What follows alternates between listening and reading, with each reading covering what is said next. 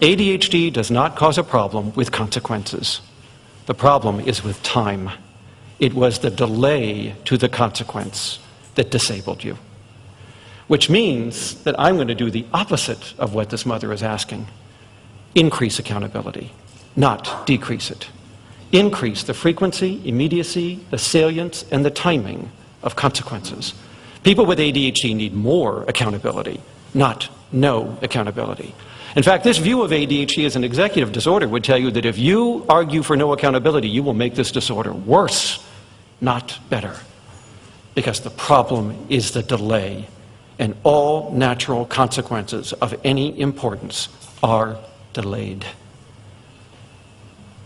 What does that mean? We are going to have to use behavioral treatments, the BMOD programs, the tokens, the charts, the cards, the Smurf stickers, whatever. What is their purpose? Their purpose is not to teach. That is a misnomer, if you will.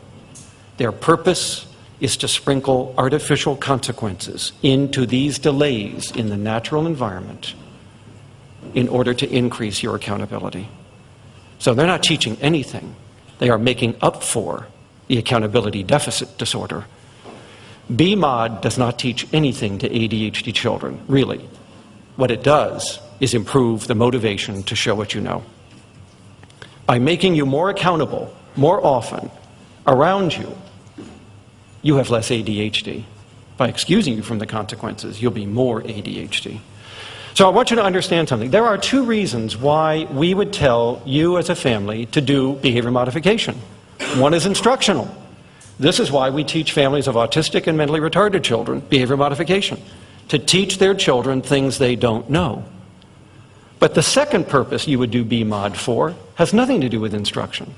It's motivational, to make up for the motivation deficit disorder that this disorder produces.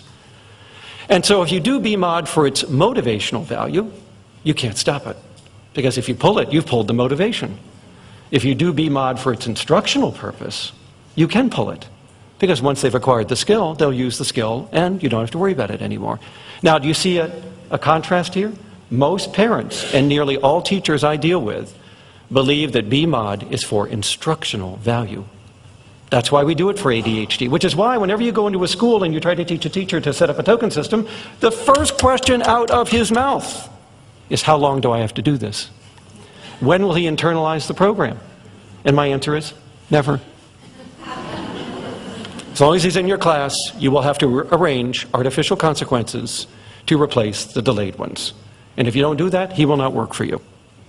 So I want you to think about token systems and star charts and all behavior modification as being equivalent to a ramp that comes into this building. That ramp is there to make people who are physically disabled less motorically impaired. They can get into the building in their wheelchairs or whatever other devices they're using.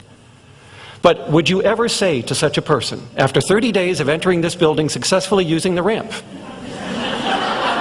you know the punchline, right? Can I take the ramp away? Have they internalized the ramp? Well, of course not. The ramp was never for teaching, right? The ramp is a prosthesis. A prosthesis is an artificial means of reducing the disabling consequences of your disorder. It is not to train you up into anything.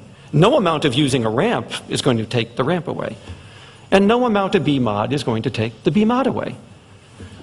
These individuals will always need more frequent consequences around them than will other people in order to perform at the same level.